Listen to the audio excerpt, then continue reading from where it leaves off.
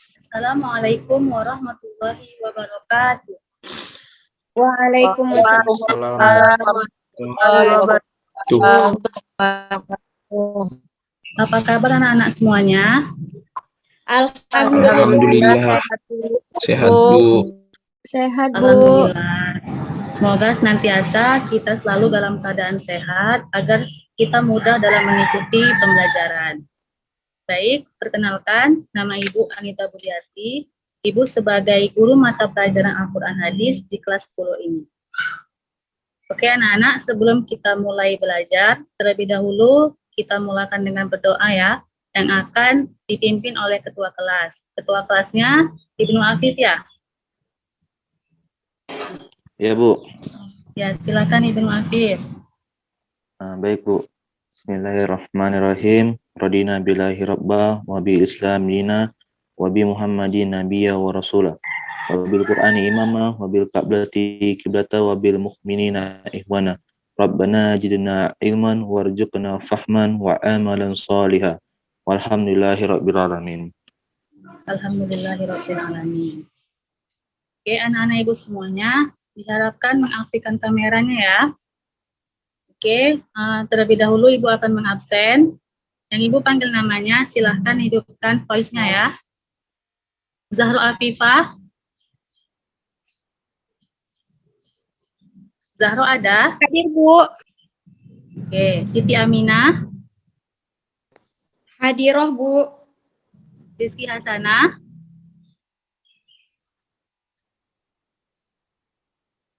Rizky Hasanah, ada? Hadir, Bu. Ihram Amatur Rahim. Hadir, Bu. Zulkhairi Habibi. Zulkhairi, ada? Iya, Bu, hadir, Bu. Oh, hadir. Fahri Azizi. Fahri Azizi. Ada ya, lanjut ya. Ayu Komariah. Hadir, Bu. Ibnu Afif, hadir tadi ya. Imas Hadir, Siti Bu. Masyitoh. Hadir, Bu. Wahyu Pertiwi. Hadir, Bu. Fikri Khairanda. Hadir, Bu. Hadir, Ya, Bu. Fahri Azizi. Novita Julianti. Hadir, Bu.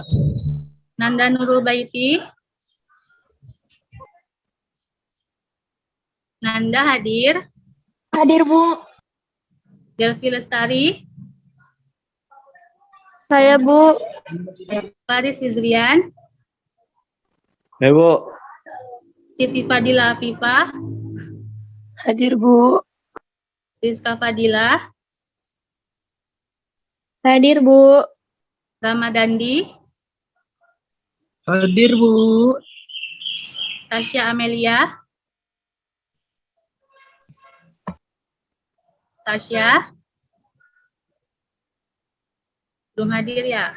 Dira Hamimi. Hadir, Bu. Rafika Rahmayanti Rambe. Hadir, Bu. Irfan Syah. Hadir, Bu. Syahnan Harun. Hadir, Bu. Muhammad Mirza. Hadir, Ibu. Abdullah Al-Kusairi. Abdullah ada. Dinda Anissa Alia. Hadir, Bu. Nurhaida Nasution. Hadir, Bu. Oke. Nanti sekretaris tolong dicatat ya nama-nama temannya yang tidak hadir. Oke, baik. Pembelajaran kita pada hari ini yaitu tentang pokok-pokok isi Al-Quran.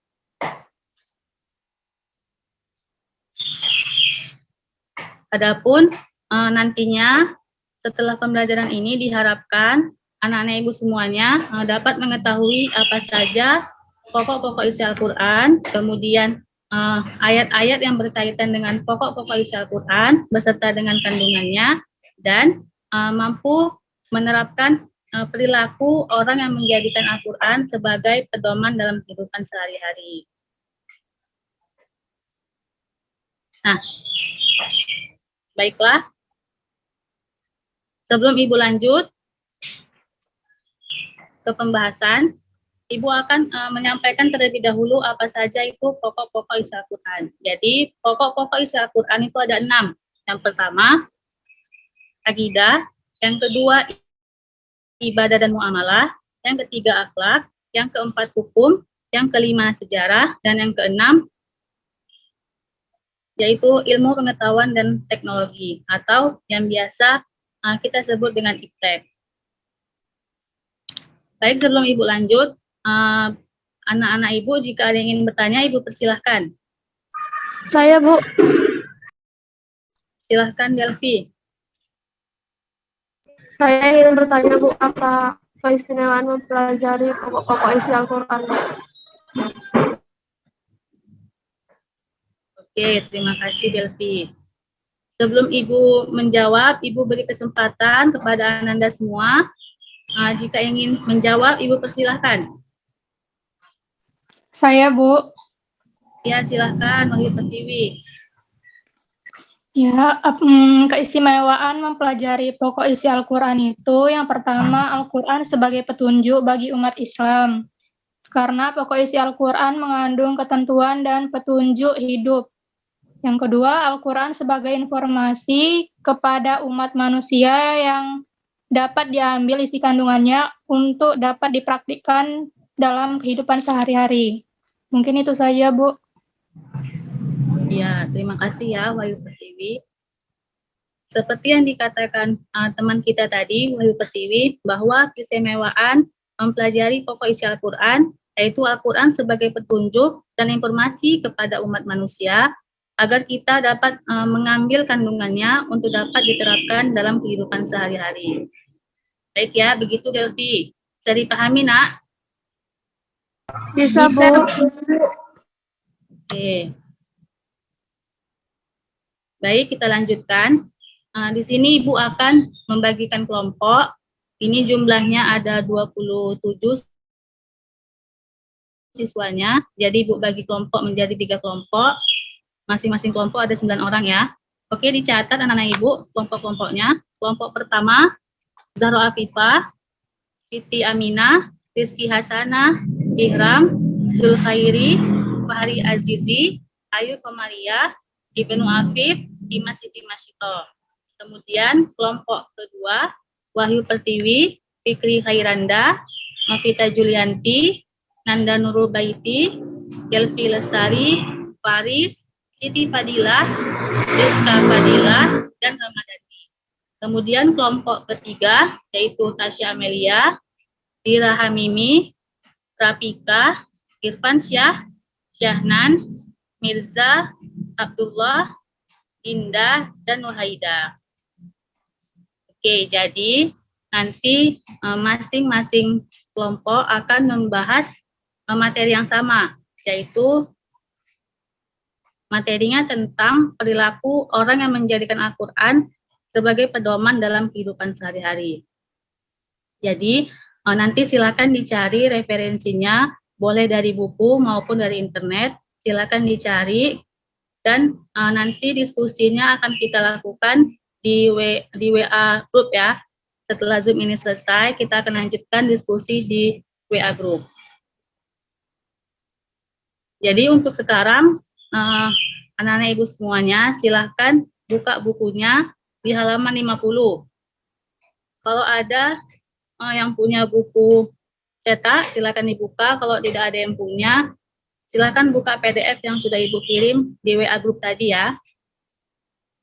Oke, jadi materi kita pada hari ini yaitu tentang pokok-pokok isi Al-Quran. Sebagai tambahannya, di sini sudah di-share PowerPoint materi tentang pokok-pokok isi Al-Quran.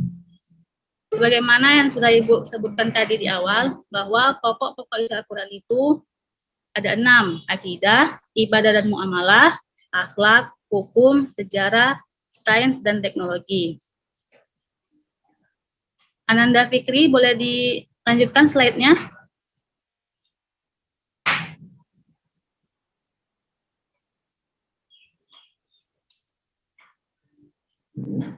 Fikri.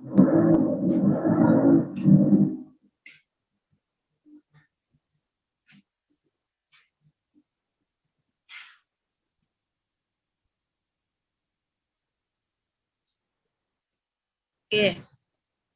Baik, yang pertama yaitu akidah. Akidah yang secara bahasa yang berarti kepercayaan atau keyakinan. Namun tidak hanya secara bahasa saja, tapi juga ada pengertian secara istilah. Yaitu secara istilah, akidah merupakan kepercayaan yang harus diyakini dengan sepenuh hati, kemudian dinyatakan dengan lisan, dan dilakukan dalam perbuatan.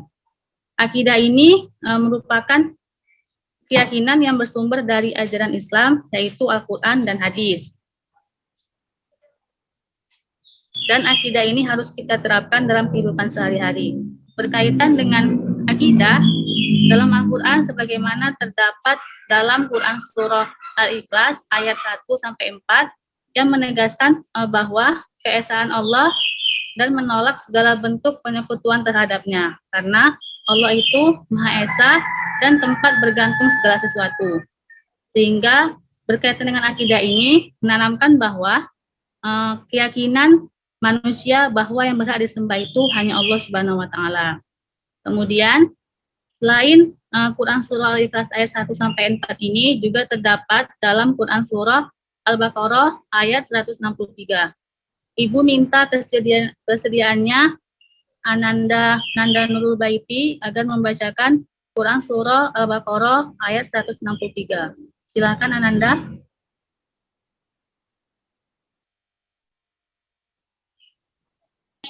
Ya, Bu. Sebentar ya, Bu. Iya, Nanda.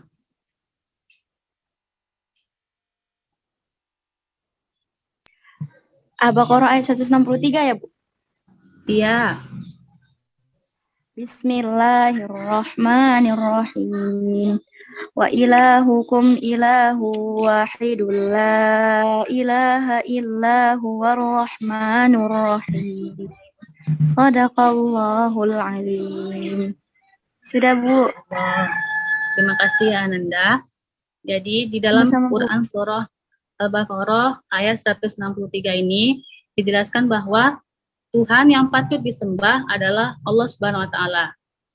Tuhan yang Maha Esa dan tidak ada bandingannya, baik dalam zat maupun sifatnya. Karena tidak ada Tuhan selain Allah dan hanya Allah lah yang Maha Pengasih lagi Maha Penyayang. Kemudian selanjutnya juga terdapat dalam Quran surah Al-Baqarah ayat 285.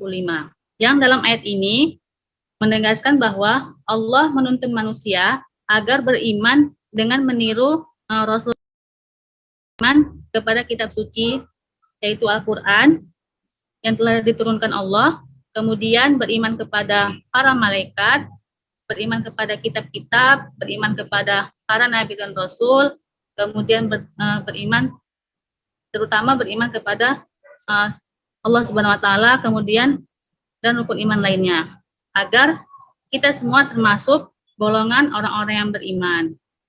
Kemudian pokok-pokok isi Al-Quran yang kedua yaitu tentang ibadah dan muamalah. Ibadah secara bahasa yang berarti mengabdi atau menyembah. Kemudian secara istilah ibadah yang berarti menyembah atau mengabdi sepenuhnya kepada Allah Subhanahu wa taala dengan cara taat, tunduk dan patuh terhadap segala apa yang diperintahkan dan menjauhi segala apa yang dilarang. Kemudian berkaitan dengan ibadah ini terbagi menjadi dua macam, yaitu pertama ibadah mahdah. Ibadah mahdah ini merupakan ibadah khusus yang tata caranya itu sudah ditentukan. Contohnya seperti sholat, zakat, puasa, dan haji. Kemudian yang kedua yaitu ibadah khairul mahdah.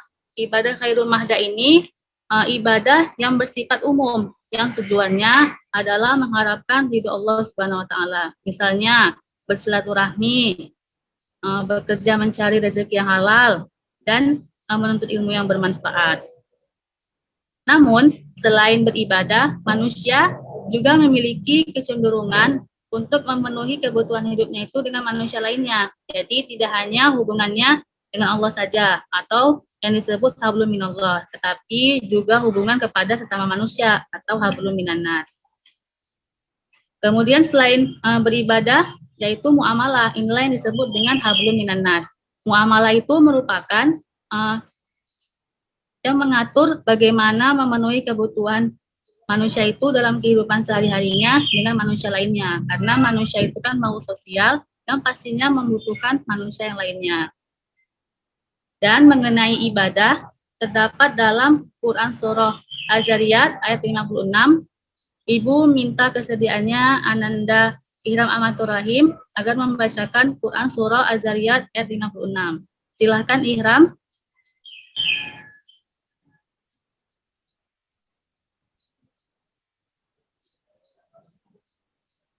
Ihram, ada Ihram?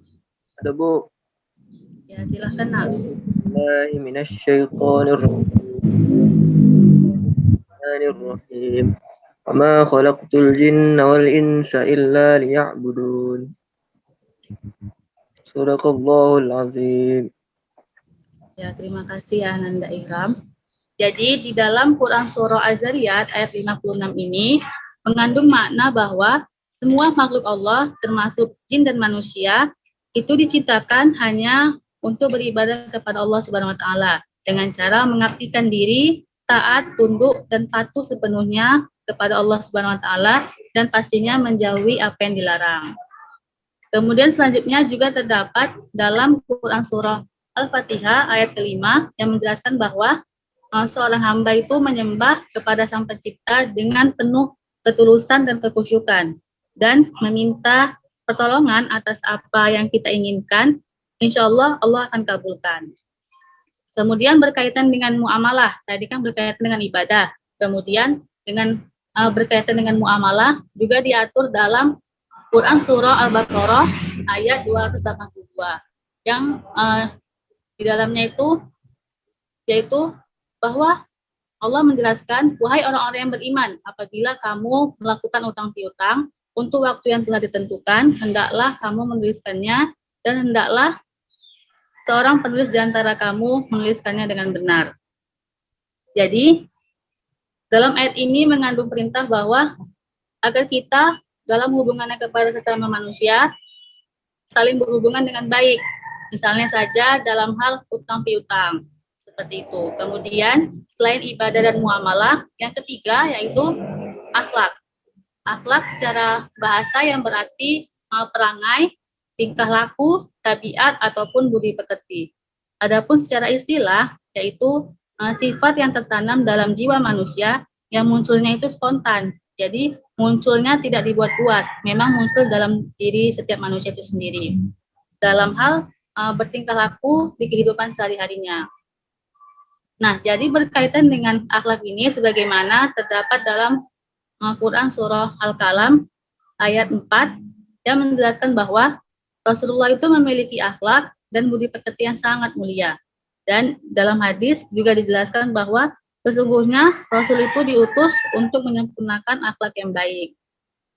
Selanjutnya, selain dalam Quran Surah Al-Qalam ayat 4, juga terdapat dalam Quran Surah Al-Ahzab ayat 21, Ibu minta kesediaannya Ananda Syahnan agar membacakan Quran Surah Al-Ahzab ayat 21.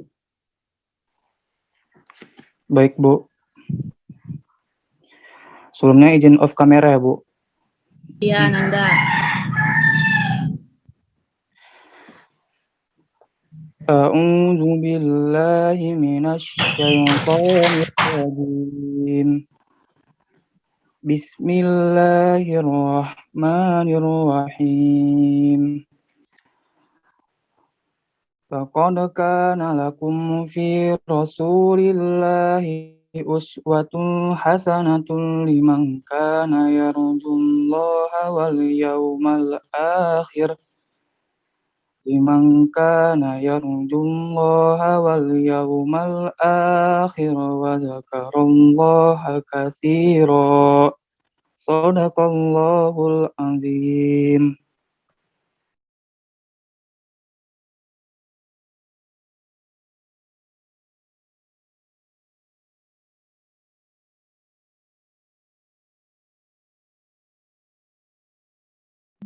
Bu, izin suaranya nggak kedengeran. Iya, Ananda. Maaf ya.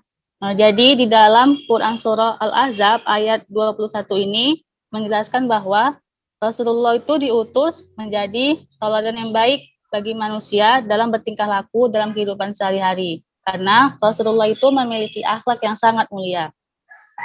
Dan Rasulullah, beliau mampu menerapkan ajaran Al-Quran dalam kehidupan sehari-harinya dan memiliki akhlak yang harus kita contoh atau kita teladani. Seperti sebagaimana ketika Sayyidah Aisyah ditanya tentang akhlak Rasulullah, beliau menjawab akhlak Rasulullah itu adalah Al-Quran. Jadi betapa mulianya Rasulullah SAW. Kemudian yang keempat, pokok isi Al-Quran yang keempat yaitu tentang hukum. Hukum merupakan peraturan yang bermakna kebijaksanaan dan disertai sanksi ataupun balasan. Jika dijalankan, hukum ini akan mendatangkan manfaat, baik terhadap pelaku tindak hukum bagi korban maupun terhadap penegak hukum dan sesama manusia lainnya atau dalam bermasyarakat. Hukum ini sebagai salah satu isi dalam ajaran Al-Quran yang berisi tentang kaidah ataupun ketentuan dasar dan menyeluruh dan tujuannya untuk memberikan pedoman kepada umat manusia agar dalam kehidupannya itu menjadi adil, aman, tentram, teratur, sejahtera, dan tentunya selamat di kehidupan dunia dan di akhirat. Berkenaan dengan hukum ini sebagaimana terdapat dalam Quran Surah An-Nisa ayat 105. Ibu minta kesediaannya Ananda Dinda Nisalia agar membacakan Quran Surah An-Nisa ayat 105. Silakan Ananda. Baik, Bu. A'udzu billahi minasyaitonir rajim. Bismillahirrahmanirrahim. Inna anzalna ilaikal kitaba bil haqq. Ilaikal kitaba bil haqqi litahkuma bainan nasi bima araqallah. ولا تكن للخائنين خصيما صدق الله العظيم. Masya Allah, terima kasih Ananda. Jadi di dalam Quran Surah An-Nisa ayat 105 ini menjelaskan bahwa sesungguhnya kami telah menurunkan kepadamu, wahai Rasulullah, yaitu Al-Quran yang berisi kebenaran untuk memutuskan perkara di antara manusia semuanya, melalui wahyu yang telah Allah turunkan, yaitu Al-Quran. Yang disampaikan Rasul, maka janganlah kamu menjadi orang-orang yang berkhianat dengan menyembunyikan kebenaran sebagai pembela, hanya karena apa yang mereka perlihatkan kepadamu, baik itu berupa perkataan yang tidak sejalan dengan hakikat yang sebenarnya. Kemudian, pokok isi Al-Quran yang kelima yaitu tentang sejarah. Al-Quran banyak sekali menjelaskan tentang sejarah atau kisah umat pada masa lalu. Sejarah ataupun kisah pada umat masa lalu itu dapat kita ambil pelajaran ataupun ibrahnya agar kita mampu mengetahui mana yang baik untuk kita ambil contoh dan mana yang buruk untuk kita tinggalkan.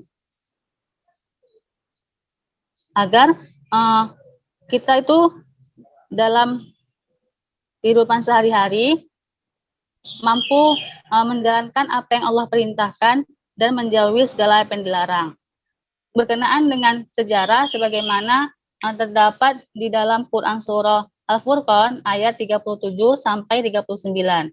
Yang dimana pada ayat ke-37 dijelaskan bahwa ini mengisahkan tentang kaum Nabi Nuh, di mana ketika mereka mendustakan Nabi mereka, yaitu Nabi Nuh. Dalam ayat ini dijelaskan bahwa Nabi Nuh ini setara kedudukannya dengan para Nabi dan Rasul yang lainnya. Jadi karena mereka ingkar, tidak mau mengikuti ajaran Nabi Nuh, padahal Nabi Nuh ini diutus menyampaikan kebenaran, yaitu ajaran Tauhid. Namun karena mereka ingkar, jadi mereka diberi azab Allah dengan cara menenggelamkan mereka semua, sehingga mereka semua binasa. Kemudian dilanjutkan pada ayat ke-38-nya, yaitu mengisahkan tentang kaum Nabi Hud. Mereka itu tinggal di dekat sumur. Namun sama seperti kisah Nabi Nuh tadi, bahwa mereka itu ingkar terhadap ajaran Nabi Nuh yang membawa ajaran tauhid, sehingga Allah itu murka, sehingga suatu ketika sumur yang ada di sekitar mereka, tempat tinggal mereka itu amblas. Jadi mereka beserta rumah-rumahnya itu ikut amblas ke dalam sumur itu.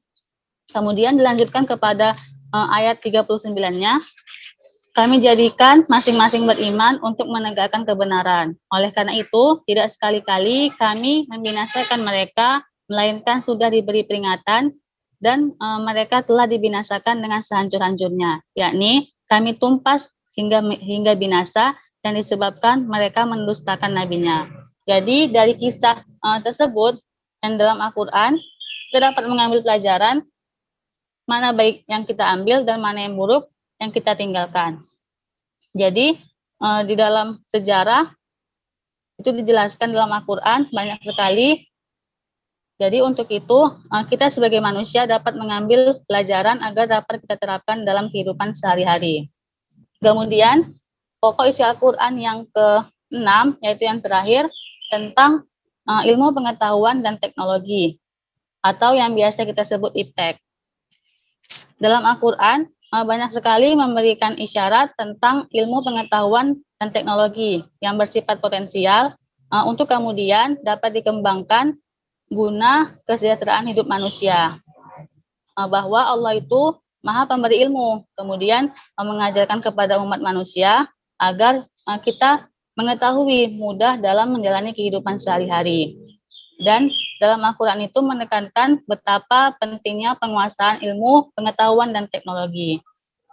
Berkaitan dengan ilmu pengetahuan dan teknologi ini, sebagaimana terdapat dalam Quran Surah Al-Alaq ayat 1-5, yaitu perintah untuk manusia agar mencari ilmu yang terdapat dalam Al-Quran dan ilmu yang terjadi di alam. Kemudian perintah untuk mengenal asal-usul manusia dan mencatat ilmu tersebut menggunakan pena dari berbagai cabang ilmu. Dan Allah itu menjadikan manusia ke dunia dalam keadaan yang tidak mengetahui apa-apa. Kemudian manusia itu diberi ilmu pengetahuan sehingga manusia dapatlah mengetahui segala apa yang menjadi ketentuan Allah, sehingga dapat diambil pelajaran dan diterapkan dalam kehidupan sehari-hari. Kemudian selain Quran Surah Al-Alaq ayat 1-5 juga terdapat dalam Quran Surah Al-Mujadalah ayat 11, Ibu minta kesediaannya Ananda Siti Aminah agar membacakan Quran Surah Al-Mujadalah ayat 11. Silahkan Ananda.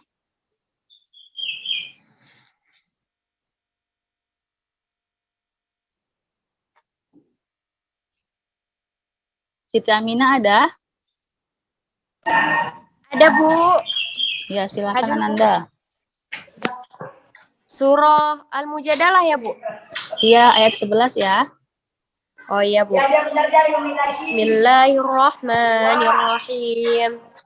Ya ayyuhalladzina amanu idza qila lakum tafassahu fil majalisi fafsahu yafsahillahu lakum wa idza qila anshuzu fanshuzu yarfa'illahu alladzina amanu minkum walladzina utul ilma darajat wallahu bima ta'maluna khabir.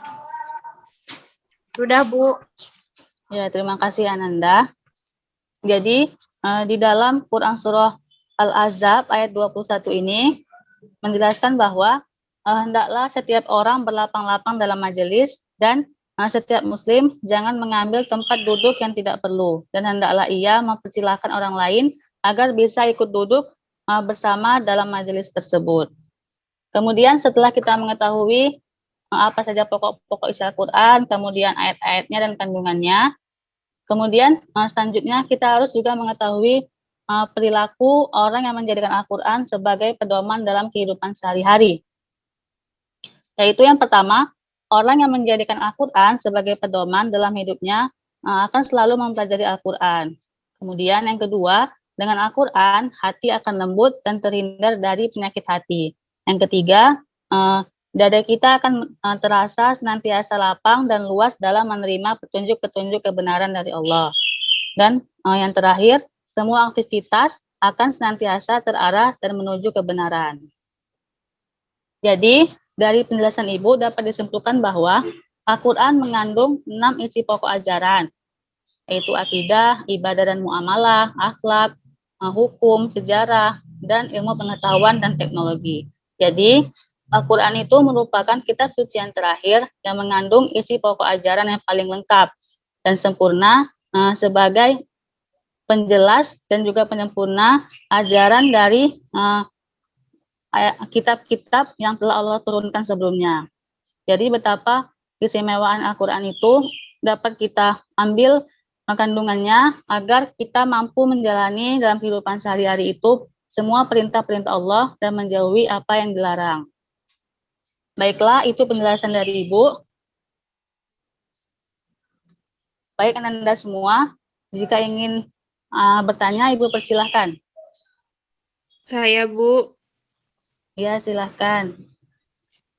Saya ingin bertanya, Bu. Jadi bagaimana, Bu, cara agar memiliki akhlak seperti Rasulullah Shallallahu Alaihi Wasallam ya, Bu? Mungkin itu saja, Bu. Terima kasih. Ya, bagus sekali pertanyaannya ya. Terima kasih, Nur Haida. Cara agar kita memiliki akhlak seperti Rasulullah. Jadi Rasulullah itu kan diutus untuk menyempurnakan akhlak manusia. Karena akhlak Rasulullah itu harus kita teladani. Caranya dengan kita mencontoh apa yang Rasulullah lakukan dan katakan, yaitu melalui sunnah-sunnah Rasulullah. Dan sebagaimana kata Sayyidah Aisyah bahwa Allah Rasulullah itu adalah Al-Quran. Jadi kita harus berpegang teguh kepada Al-Quran dan hadis agar kita dapat mengambil teladan Rasulullah dan memiliki akhlak seperti Rasulullah. Begitu Ananda. Bisa dipahami, Nak? Bisa, Bu. Terima kasih ya, Bu. Ya. Baik, selanjutnya jika ada yang ingin bertanya, Ibu persilahkan. Saya, Bu. Ya, silahkan Rapika. Ya, Bu, saya ingin bertanya mengenai pembagian ibadah itu kan ada dua, Bu. Ada ibadah mahdah dan ibadah ghairu mahdah. Jadi, Bu, hanya mengutamakan salah satu ibadah saja. Misalnya hanya ibadah mahdah saja, Bu. Terima kasih, Bu. Ya, terima kasih Ananda Rapika. Pertanyaannya sangat bagus. Jadi ibadah itu terbagi menjadi dua, yaitu ibadah mahdah dan ibadah ghairu mahdah. Ketika kita melaksanakan dalam kehidupan sehari-hari, itu keduanya harus sejalan, tidak hanya ibadah mahdah saja ataupun hanya ibadah ghairu mahdah saja. Jadi, walaupun ibadah mahdah itu merupakan ibadah yang kita katakan ibadah wajib yang harus kita lakukan, namun ibadah ghairu mahdah juga jangan kita sampingkan, karena hal sekecil apapun yang tujuannya untuk mengharapkan ridho Allah, itu harus kita lakukan. Maka dari itu, ibadah mahdah dan ibadah ghairu mahdah harus sejalan dalam kehidupan sehari-hari kita. Misalnya, belajar seperti kita saat ini, itu juga termasuk ibadah. Jadi, hal sekecil apapun termasuk ibadah yang tujuannya mengharapkan ridho Allah Subhanahu wa Ta'ala. Jadi, jangan hanya mengutamakan ibadah mahdah saja. Namun, keduanya harus sama-sama kita kerjakan agar kita mendapatkan keridhaan dari Allah Subhanahu wa Ta'ala. Begitu ya, Ananda? Iya, Bu. Terima kasih, Bu. Ya, sama-sama. Oke, Ibu menjelaskan tadi. Oke, selanjutnya Ibu akan beri tugas, jadi nanti dikerjakan masing-masing dan dikumpul di pertemuan berikutnya. Tugasnya itu ada di buku di halaman 60, yaitu soal uraian. Jadi nanti silakan dikerjakan masing-masing dan dikumpulkan di minggu depan. Dan sekali lagi Ibu ingatkan, nanti setelah Zoom ini selesai, silakan dilanjutkan diskusinya melalui WA Group ya. Jadi nanti setelah ini silakan dicari referensinya, boleh dari buku maupun dari internet. Nanti masing-masing kelompok silakan didiskusikan di WhatsApp group. Dan Ibu ingatkan untuk mempelajari materi berikutnya di pertemuan selanjutnya. Jadi jangan lupa dipelajari anak-anak Ibu semuanya ya. Mungkin pertemuan kita pada hari ini Ibu cukupkan sampai di sini. Lebih dan kurangnya Ibu mohon maaf. Tetap semangat dalam belajar, jaga kesehatan anak-anak Ibu semuanya ya. Sebelum Ibu tutup, silakan Ketua kelas kembali memimpin doa. Silakan Nak, Ibnu Afif. Baik Bu, Bismillahirrahmanirrahim. Subhanakallahumma wa bihamdika asyhadu an la ilaha illa anta astaghfiruka wa atubu ilaik. Walhamdulillahirabbil alamin. Alhamdulillahirabbil alamin. Oke, baik anak-anak Ibu semuanya. Terima kasih atas partisipasinya. Tetap semangat. Sekian dulu dari Ibu. Ibu akhiri. Assalamualaikum warahmatullahi wabarakatuh. Waalaikumsalam warahmatullahi wabarakatuh. Terima kasih Bu. Sama Nak.